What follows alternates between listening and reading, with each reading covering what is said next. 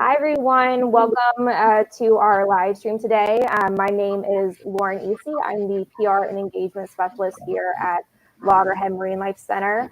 Thank you again for those who are returning for our weekly series or weekly panel discussions for World Oceans Month.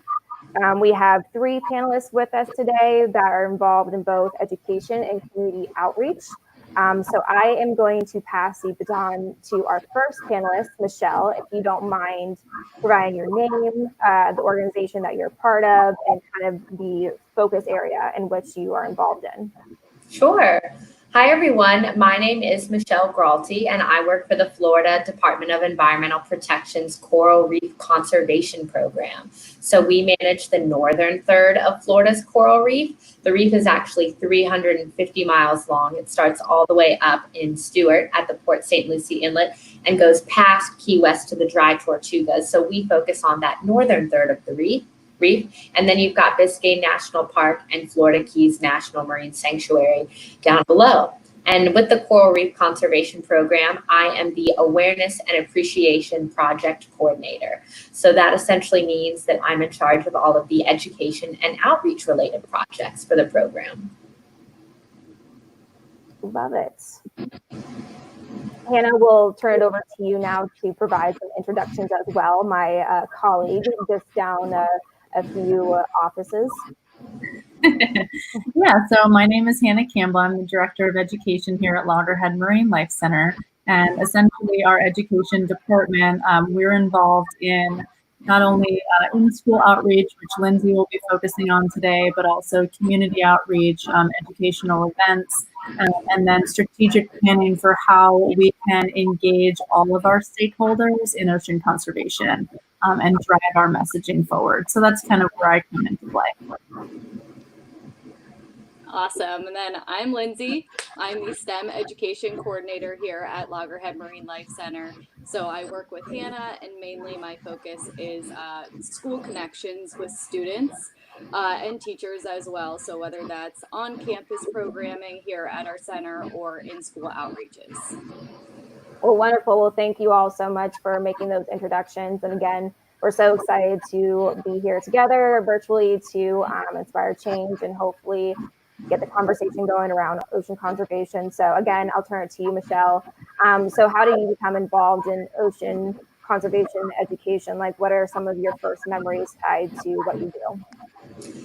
I'd say my first memory would be tied to watching The Crocodile Hunter on TV. He was my hero growing up. I absolutely loved watching his show. And I was always kind of interested in the environment and Australia, especially because of him. And in school, I was going to do environmental engineering, but I remember when it came time to pick all those physics classes, I thought this looks gross. And I found at my school, I found the environmental science and policy program, which to me had that perfect blend of science and people.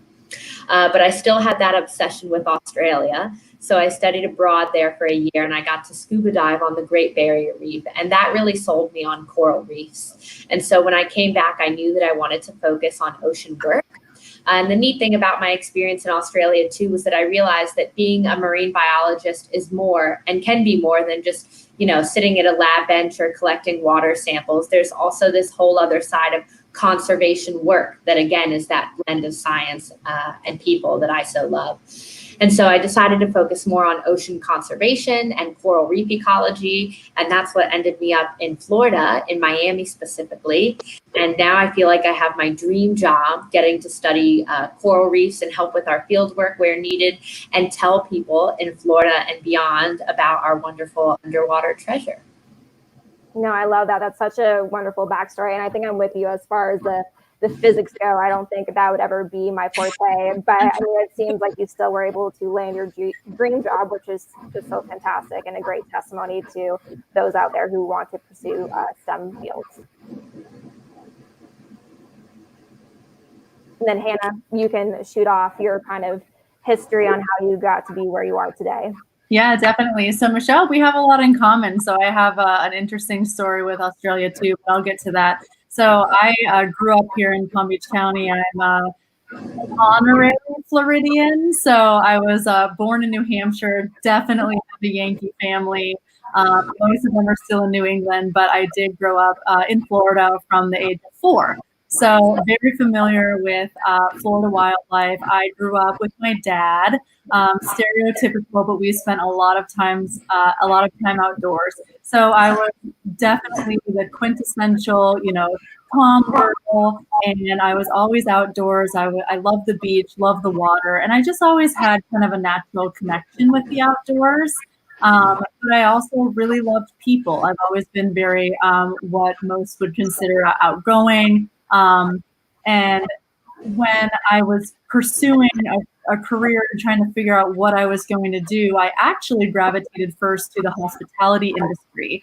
And that's my love for people. I love communicating. I'm a lifelong learner, no doubt. And I spent a lot of time in the hospitality industry before I realized maybe I didn't want to do that long term.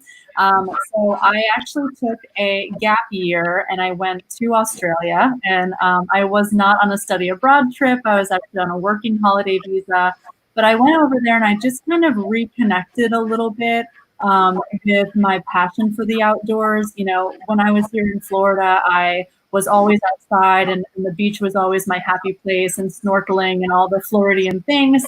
But when I was in Australia, it was just a whole nother level of adventure that kind of reignited it.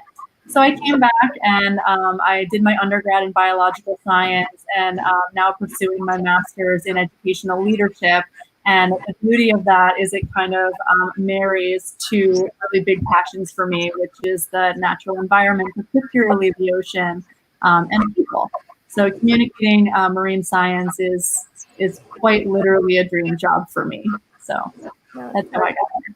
So I think the biggest takeaway from this discussion is just go to Australia. I think that's the biggest point. That's what I always say.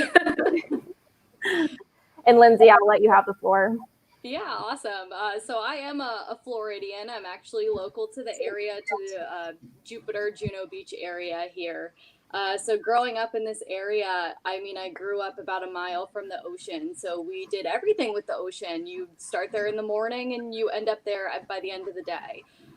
So growing up so close to the coast, you sort of realize that, if I want to have this lifestyle of, being in the ocean and doing everything around the coast, then I really need to protect it and support all the science and education that goes along with ocean conservation. So I was sort of born into, loving the ocean, if you will.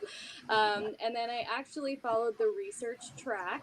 I did shark research actually for about 7 years with the University of Florida. And in research, I sort of found that a lot of biologists can science, but they can't really communicate that to the public. And a lot of educators, teachers, can't really understand the science sometimes. It can be a little bit too technical for them. Mm-hmm. So I sort of found a unique place in the middle where, I could understand the science, but I was also very good at communicating that to those that might not understand. And I really liked that education factor. So I found myself here at Loggerhead and of course, working with schools and educators. So, again, just like the other women on here said, really a dream come true. I think we're all living our best lives in education and ocean conservation. Yeah, no, I can definitely attest to Lindsay's ability to communicate. I was just walking the breezeway earlier today and saw her trying to teach to a 6 or 7 year old. And she really has a natural gift. So I encourage you, if you're ever at the center, to bring your kids and introduce them to Lindsay because she's awesome. Thanks, Laura. Of course. So turning it back to you, Michelle. So what do you think the 3 key ingredients are to say community action? Sure. So my job title is Awareness and Appreciation Coordinator, and that's because we identified years ago that one of the biggest threats to Florida's coral reef is that people just don't know about it. And so it's hard to protect something that you don't even know exists. And so I would say first and foremost, definitely awareness of the environment and the issue at hand is important. Secondly, I would say reaching out to all aspects of your community. So not just the low-hanging fruit, right? A lot of times with ocean conservation, it's easiest to reach out to people who boat or people who dive, people who fish, people who are actively on the water. But what about the people on land, people who may not know how to swim, people who live 2 hours inland and may not go to the coast so frequently and learn much of the ocean through the crocodile hunter? So making sure that you're reaching all aspects of the community. And lastly, I would say tying in that ocean optimism, signaling that there are solutions and that there is hope. A lot of times we can see a lot of doom and gloom messaging, both with ocean conservation and climate action as a whole. And so not only telling people about this great resource, but telling as many people as possible and giving all those people different ways that they can act. Yeah, no, I couldn't agree more. I think that really drives home our message for World Oceans Month is we're really trying to be optimistic and not be all doom and gloom, because there really are a lot of solutions at hand that if we come together, we can really be, a part of a collective solution. So I love that you said that and brought that to the table. So thank you. And Hannah, if you want to touch on that as well, the question I asked Michelle prior. Yeah, definitely. So I think I don't know about 3 key ingredients. I know that there are several, and Michelle, you touched on a lot of really important ones. I think if there were one giant key ingredient to communicating marine science and getting folks engaged is connecting with them and remembering at all times as an educator that there is no one way. There's no template as to how you deliver your message to different people. So it really needs to be catered to who you're talking with, but not losing the central message that you're trying to deliver, which is really how important our ocean is to human health, how important our ocean is to the survival and the well-being of the planet. So here at Loggerhead Marinelife Center, we like to say the sea turtle tells us the health of the ocean and the ocean tells us the health of the planet. And I think that,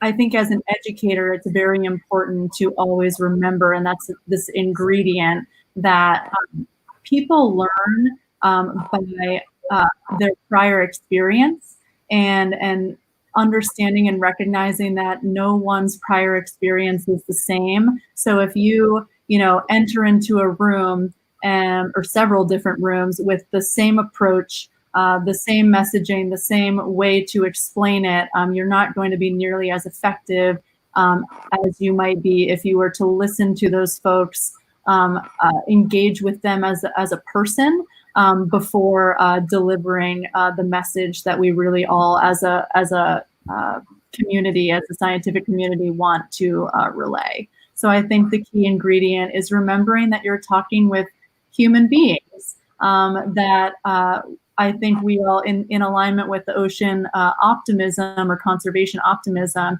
we do believe that people want to do the right thing. It's just a matter of touching on the right keynote that's going to resonate with them to want to hop on board. Yeah, absolutely. Definitely. And Lindsay, I want to pass over the mic to you so you can kind of get on this conversation as well. Yeah, of course. Well, just let's reiterate everything that the girls just said. But, on top of awareness and that why factor, connecting your audience with the ocean, I think another big aspect to communicating is trying to narrow it down. When you think about the problems going on, not just in the ocean, in the world, it can be very overwhelming. And especially when we're talking to students, like, little 6-year-olds, trying to tell them about all the problems going on, it can be a lot. So really narrowing it down to what you can do in your everyday life, just one simple thing. It's not going to be one person that's going to save the ocean. It's going to be one tiny action in everybody's everyday life. So, we focus on things here like skip the straw and, simple things that you can do. Something like that, I think, is easier for someone to grasp onto than say, we need to fix coral bleaching, or something. Just trying to narrow it down, especially with depending on your audience. If it's schools and students, really trying to get them to see that it's not something big that you have to do in your life. It's really just a small action that you can do that can make a big impact. Yeah. And Lindsay, just building off of that, like what was one thing in particular that you found that you weeded out of your life that ended up making like a huge impact in the long run? Yeah, in my everyday life, I mean, I actually started doing my roommate makes fun of me for this, but I think it's pretty cool. I do no waste lunch boxes. So when I Ooh. bring my lunch, I don't have waste. I bring like my utensils from home, and I do have to do a lot of dishes when I get home, but it makes it worth it. It's pretty cool to like finish your lunch and not have to throw anything out. It just makes you like aware of like, wow, I didn't use a sandwich bag. I don't have a single use utensil or a water bottle. It's just like kind of cool, and it like makes you think like that wasn't that hard to do. It was a simple thing that I can do every day, but it's I like to think it's making a big difference. Yeah. You sleep better at night, basically. Yeah, exactly. Yeah. Good. Michelle, turning it back to you. So what is like a project or a campaign that has definitely like stood out to you that you guys have done or that like you've really enjoyed being a part of? Yeah, I would say my favorite campaign thus far, which is still ongoing, is our Florida's Coral Reef campaign. So we launched it in coordination with the 2020 Miami Super Bowl. Governor DeSantis came down to Frost Science and he held a press conference in front of the Florida's Coral Reef tank. And my favorite was they have a big puffer fish in there that's definitely bigger than my head. And during the press conference, the fish kept like swimming behind the governor and making funny appearances. But it was great to see him, just really kind of garner support for the reef and stress that this is not just a South Florida issue or concern, but the reef, is a treasure and valuable to the entire state and the nation as a whole. And from there, we worked with our partners to have a coral reef themed booth at the Super Bowl Live Fan Fest in downtown Miami. So the booth was created by Moat, and it's truly a larger than life exhibit of a coral reef here in Florida. And so it's all reef creatures on the inside and it's shaped like a boat. And then the back side is all informational panels. And so in addition to having that initial wow factor, we also had virtual reality headsets that had underwater 360 footage. Oh, wow. The labs that we regularly work with, the Walker Lab at Nova Southeastern University. So folks could try on the virtual reality goggles and be going for a dive on a reef off of Port Everglades, right in Broward County. And that was really amazing to see, people put on the goggles, and then it's kind of the opposite of what we see today, right? Today we only see people's eyes, but in that moment we could only see people's smiles.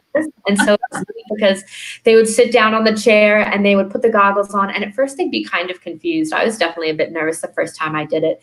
And then you would see them start to slowly spin around in the chair, and then they would start to smile and sometimes laugh, and the kids would squeal or scream and they'd be pointing to things. And it was just amazing to see people, many of them experience diving for the first time and experience our reef for the first time. We had a 100-year-old grandmother come. Wow. She never swam in the ocean before. And it was an incredible experience. She, of course, was squealing. She ended up crying by the end of it. We were crying by the end of it. But it goes to show how, we as conservation educators need to continually find ways to bridge these gaps, to get these messages and this information to different communities. And so seeing people from all across the country, come to this booth, and even locals who just wanted to check out what was going on downtown, it was great to see such a wide mix of audiences in that 1 week. And so we're continuing with that campaign right now. We have a new website, florida's.coralreef.org, and it's all about the different partnerships that we have and all the different action that's happening to protect the reef. Like I said earlier, it's 350 miles long, which is like driving from Miami to Jacksonville. Mm-hmm. If you're like me or Hannah and you're not from Florida originally, you know how long of a drive that is. So it's, helping Floridians and beyond to kind of make that connection that the reef is all connected. No, that's so wonderful. And you're definitely helping cross off some bucket list items. So that's just amazing. That's really, really cool.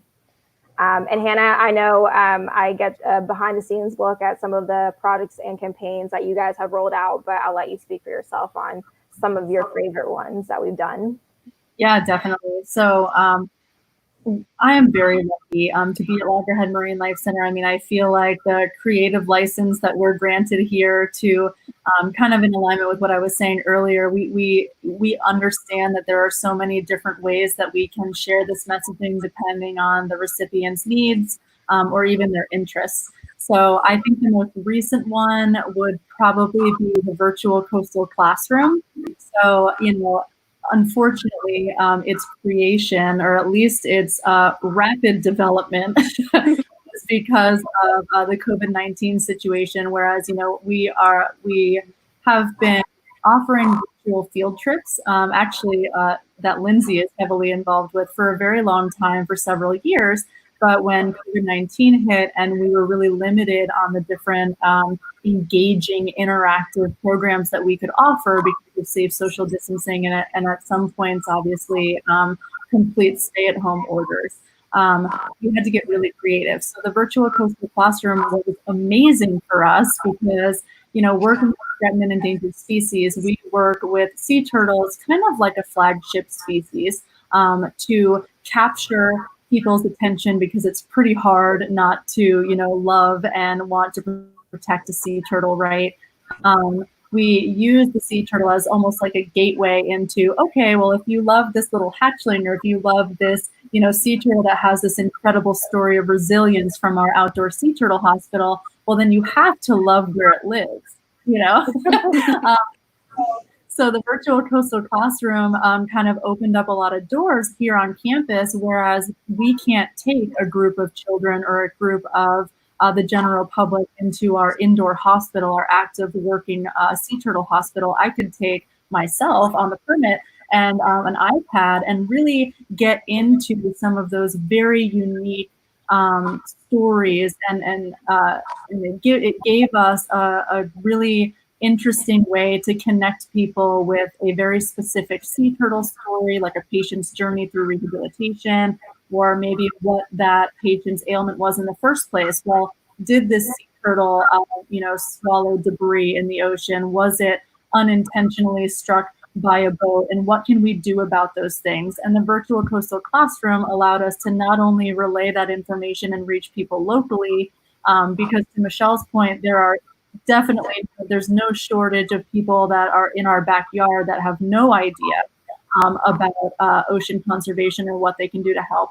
But the virtual coastal classroom allowed us to reach much broader audiences.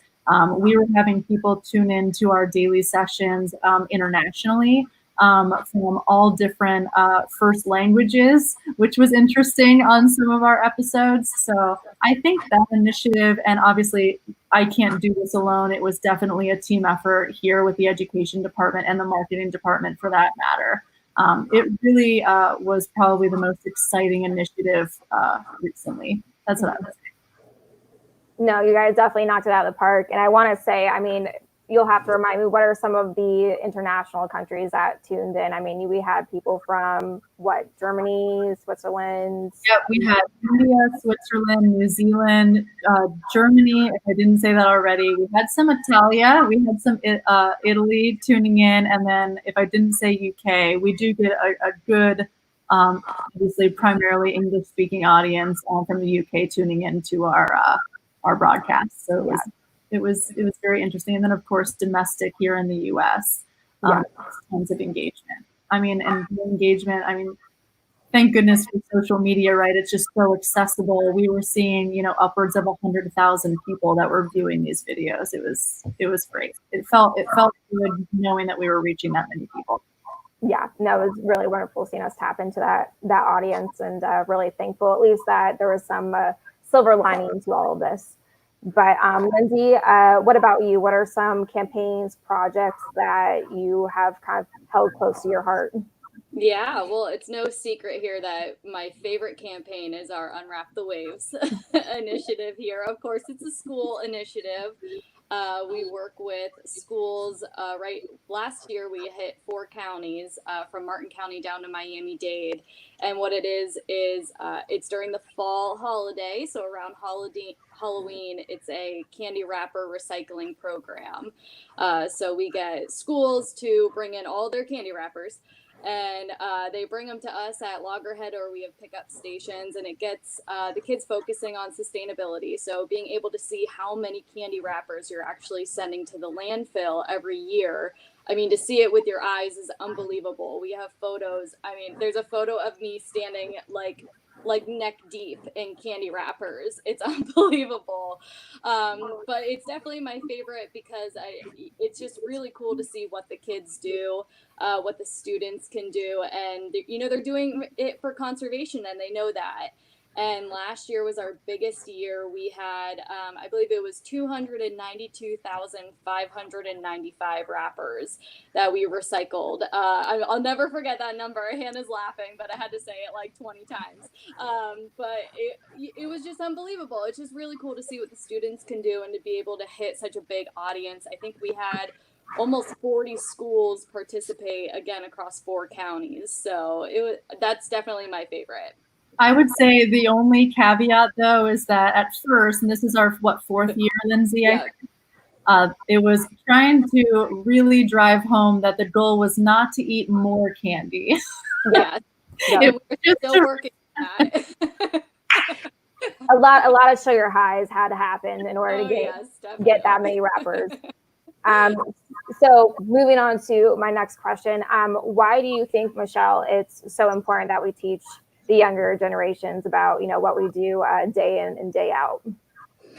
I would say, I think it's important just so that they know different options are out there. Like I said, I feel like I didn't realize that with marine biology, there's this whole other policy and conservation side to it. And even when I was in school, I didn't know that much about the nonprofit sector either. And that was where I initially started before transitioning over to state government. And so I'd say, the more different opportunities that kids are made aware of, the more different ways that they can kind of pick and play, like where do my talents and ideas, align? Where can I make the best use of my skills? I think that's always really good. And I'm always amazed by the creative ideas that kids come up with as well.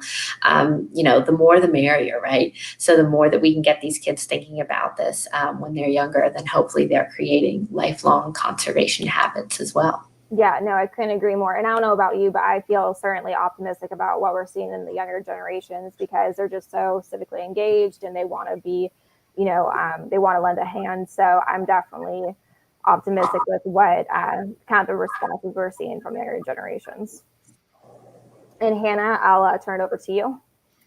Yeah, I mean, I think unfortunately we're in this time where, this younger generation is at serious risk of losing a lot of the natural resources that we grew up with and many generations have taken for granted.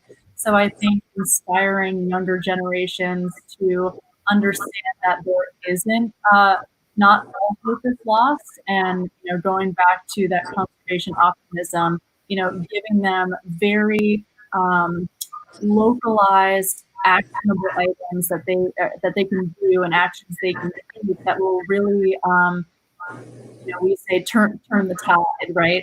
All the puns intended. On the current state of the natural world. And I think that it's important to have these younger people who are in this time of, going back to what Lindsay was saying, it's very overwhelming. It's almost like it's crisis fatigue. There are all these things happening around us and sometimes you can feel helpless. So I feel like if as science educators and conservation thought leaders, we can connect with these young people and say, no, I know that this is overwhelming, but there are definitely things that you can do and people that you can, in turn inspire. The tables can really be turned around and we can start mending a lot of the things that maybe we have broken in the past. Yeah, 100%. I agree. Definitely.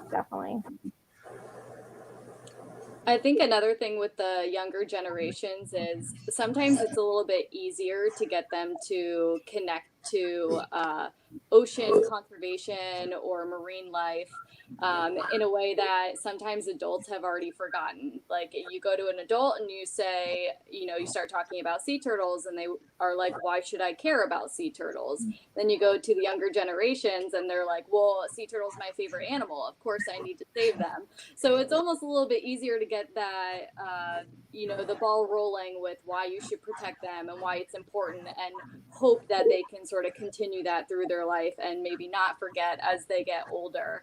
But I just, you know, like the girls say, like Michelle and Anna said, they are the future of our earth. So getting them to understand that not all hope is lost and that they can make an impact.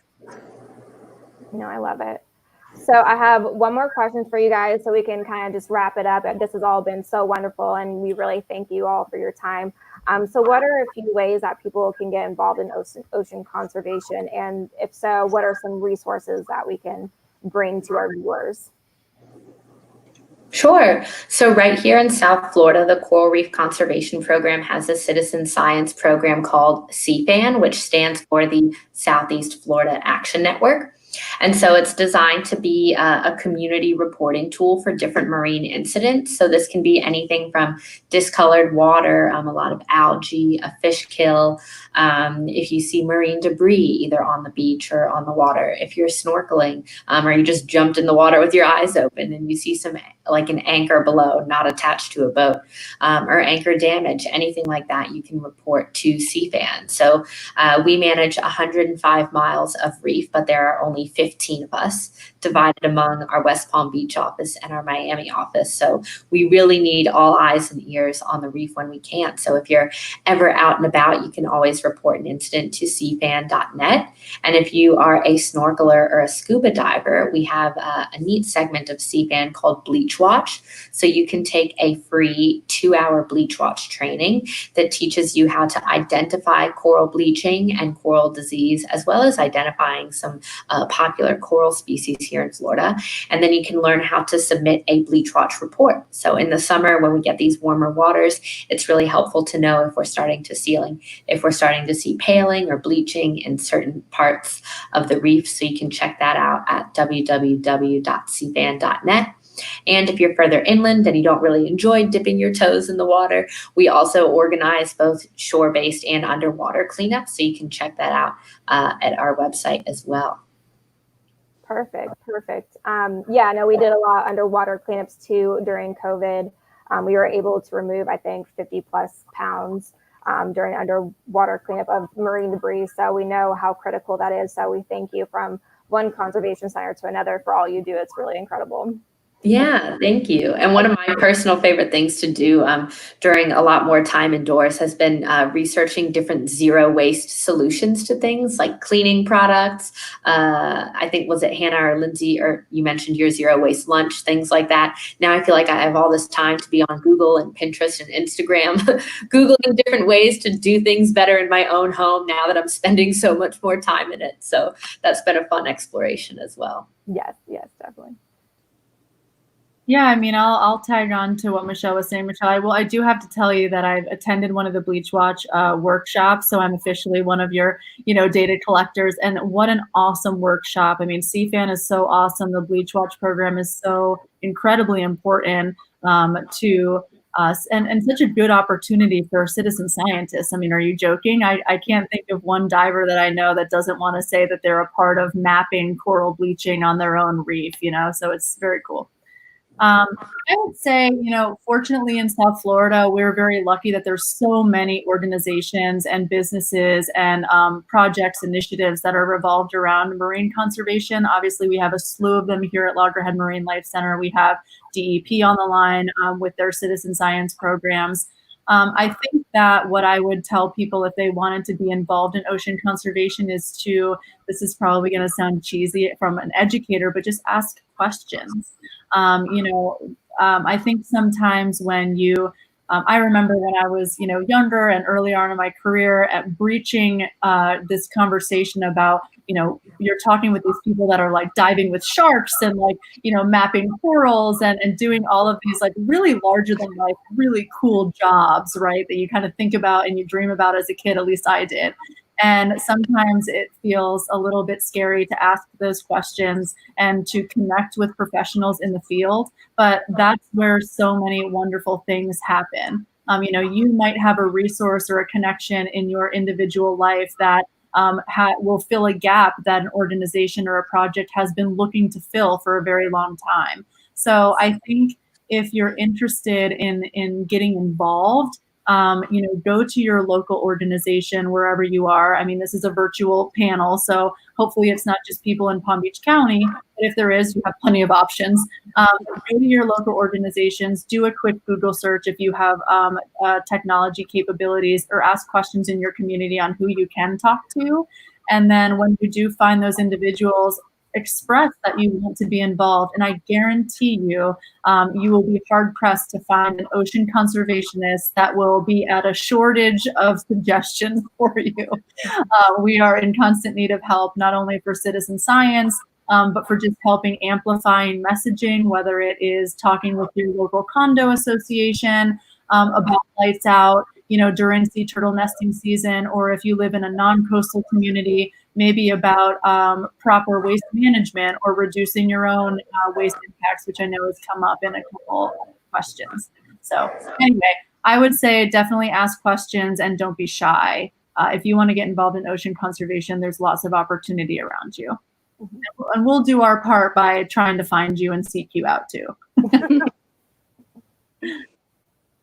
Awesome. Well, I think Michelle and Hannah did a great job at explaining what's available to the community members, but maybe if there's any sort of schools or educators that are watching, a great way for them to connect with ocean conservation is through campus cleanups.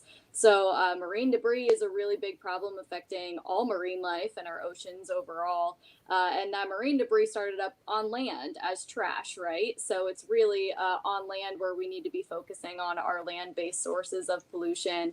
And just by doing a campus cleanup, so cleaning up your school campus is a really easy way to promote that. And there are a bunch of different citizen science programs. We have a data collector, if you will, on our website, marinelife.org, where you can submit the trash items that you found during your campus cleanups.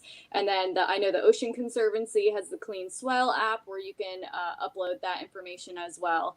So just a really fun thing that you can do with your students on a campus to promote ocean conservation. Yeah, and sorry, Lauren, if you are a student and you're looking to be engaged, tell your teachers that you want to learn more about these things, and we will do our best, on our end. I know I speak for everybody to connect with those teachers through organizations like the Florida Marine Science Educators Association, or even more localized groups, to get with those teachers and get you some resources. But they have to know that you want to learn about it. So express your passion and ask questions.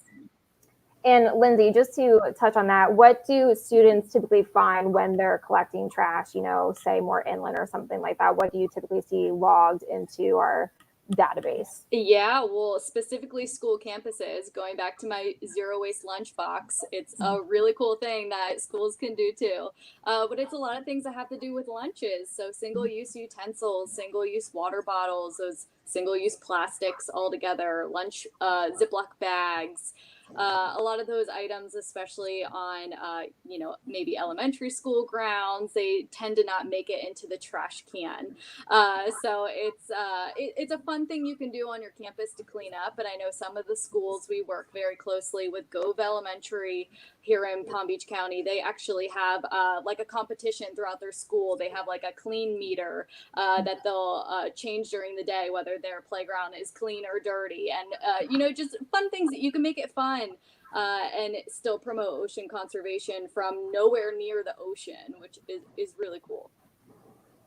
Yeah, no, competitions are definitely the best driver. I remember, I had classmates that were being recognized for picking up trash, and then then gets some like steam along with it. So it's it's really cool when somebody kind of starts that for the rest of the classroom. Yeah, exactly.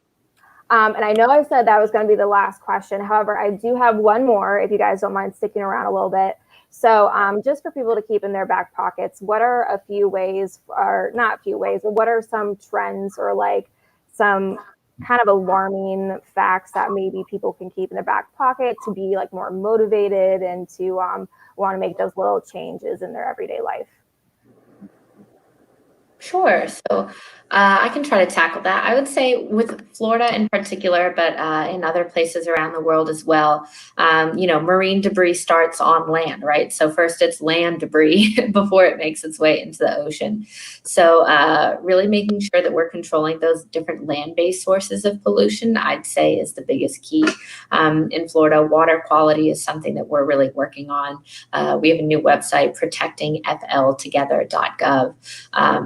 And so we're really making sure that we're being transparent with all of our water quality actions and tackling all of the problems. So I would say land-based sources of pollution is a big one, anywhere from fertilizers and pesticides to gasoline leaking to disposing of paint properly to regular debris is a big one. And then to be even more Florida specific with the reef, I'd say something to keep in the back pocket would be stony coral tissue loss disease. So we saw an outbreak of this disease here in Miami-Dade County. It started in 2014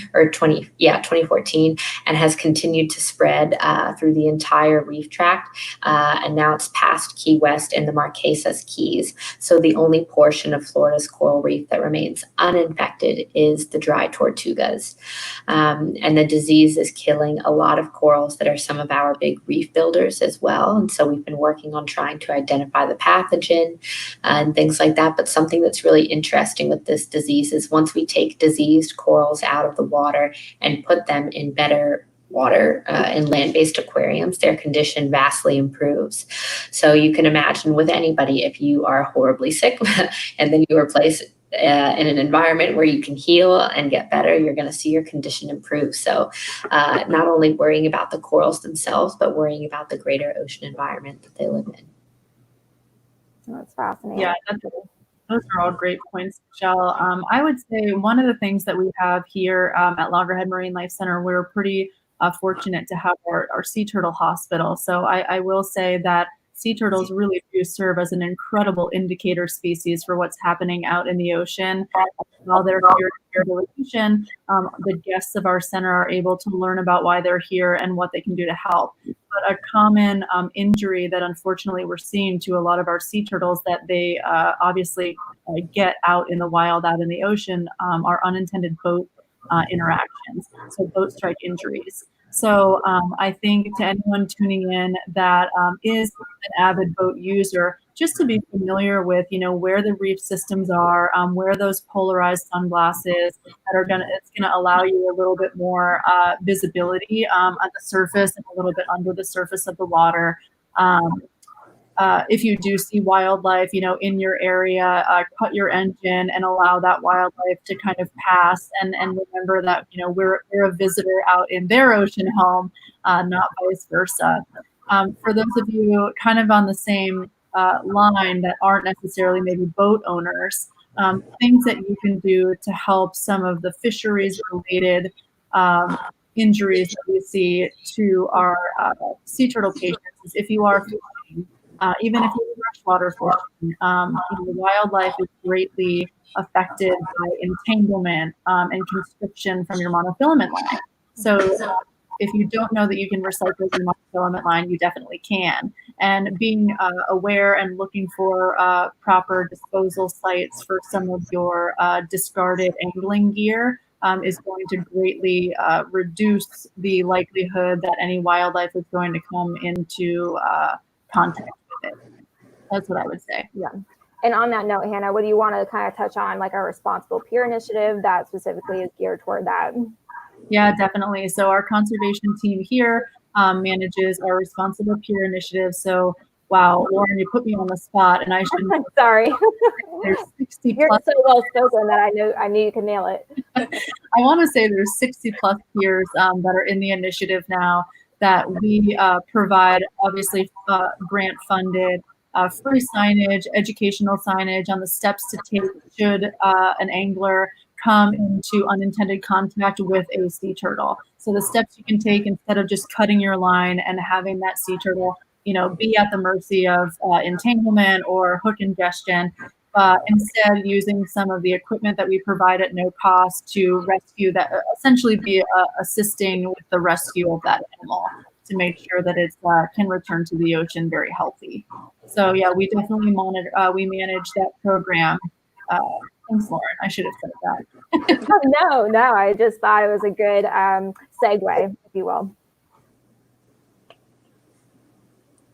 And then, Lindsay, if there's any trends that have kind of been glaring at you that you would like to share, would love to hear those as well. Yeah, well, Hannah really hit two big ones that we work on here at Loggerhead Marinelife Center, but another one that we focus on is microplastic. So going back to that marine debris, which like we keep saying is, initially that land-based debris. But if there's any viewers that don't really understand what microplastic is, it's what happens to plastic over time. So say a plastic water bottle, plastic does not biodegrade. It just breaks down. It photodegrades. So it just breaks down into smaller and smaller pieces. So the scary thing to think about is that means that every piece of plastic ever created on the planet is still on the planet, just in smaller pieces. And we do a lot of studies with it. And when you see it with your eyes, it's really terrifying how much plastic is out there. And it's small enough to affect the bottom of the food chain. Even plankton is eating this microplastic. That's how small it is. And we run programs where we take a manta toe in the water, and we see the amount of microplastics that we're picking up. And then we do sediment samples on the beach as well. And it's really scary to see how much plastic is out there. And we not only see it with our different programs, but with the turtles that we see that come into our hospital here, the Sea Turtle Hospital. Almost all of them have some sort of plastic, either ingestion or entanglement. And it really comes back to, again, that land-based pollution, really focusing on that. Yeah, and something that you might learn on our tours here at LMC, kind of to reiterate what Lindsay said, it really never fully breaks down and to the size of even not the size, but even to the bottom of the food chain for plankton. I mean, one of the things that they tell us is that there's even microplastics in our salt. And for someone like me who loves to season my food and everything, that's probably not ideal. So something to keep in mind as far as even, as Hannah mentioned before, tying to human health as well. I will say that, sea turtles, for as big as the problem is, and we see, patient after patient with some of these impacts, they are so resilient. And I think that, tying, to end on a positive note, because, not just to do so, but I truly believe this. I mean, we are, the planet is as resilient as these creatures, and we have all the power to really turn it around for these species and really for themselves. So, even though that there are a lot of alarming statistics, I think that together we can definitely make it better. So. Yeah. No, I agree. I think there's more positive strides than not that we need to recognize and be a part of. So thank you, Hannah, for capping off with that. So unless I missed anything, I just want to thank you ladies again for being here to kind of share your expertise and how we could all be a part of the solution. This has been really informative. And again, thank you to all our viewers for being a part of the conversation and World Oceans Month here at Loggerhead Marinelife Center. Feel free to leave any other questions or comments on Facebook, YouTube Live. We would love to hear from you. So thank you very much, and we hope to see you all soon. Thank you, Lauren. Thank you. Bye.